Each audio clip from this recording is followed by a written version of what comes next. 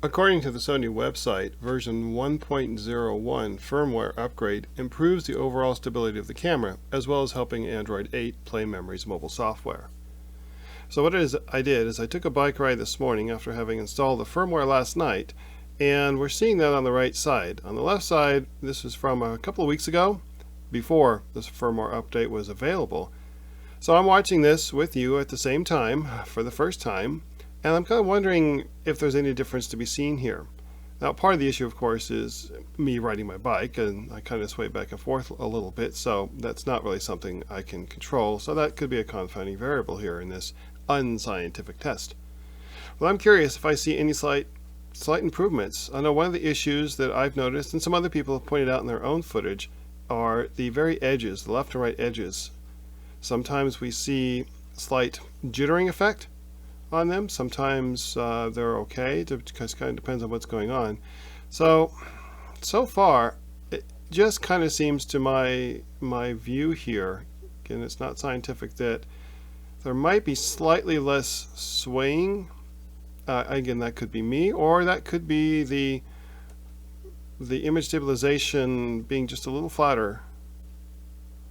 But I've got a fairly flat section here on the left side. These are not exactly the same locations. It's the same street, and they're roughly the same. You can see that the left side, excuse me, the right side is just a little faster here. I was riding my bike a little faster.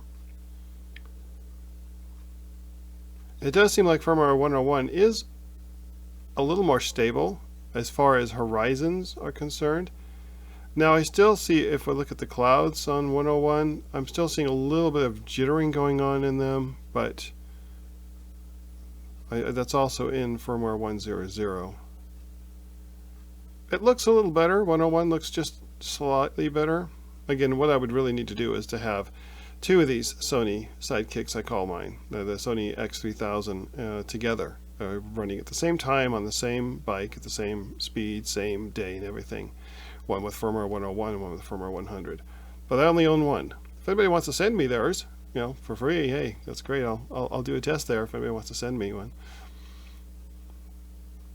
But otherwise, it just does seem a little bit smoother. I need to do some other testing in, like, the car. Yesterday I was filming some farmland for work out of a truck. I wasn't driving, of course.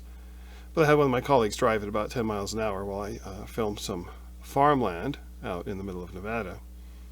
And so that would be interesting to compare that footage, which was pre-101, so that was the old firmware, compared to the new firmware. And that would, of course, be horizontal outer moving vehicle.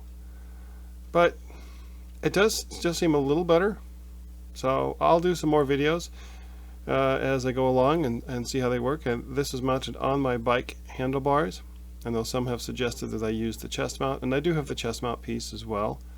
But that also introduces another variable in there, and that's my own movement as I pedal. And so that introduces another swaying element that I didn't want to deal with here, because the footage on the right was with the camera mounted right on the handlebars. So tell me what you think in the comments below, and if you decided to upgrade or not. I use iOS. I have an iPhone, so I don't really care about the upgrade to Android, but I am curious about the stabilization improvements. I haven't seen anything else other than what Sony said on the website. So let me know what you think and what you find out in your own tests.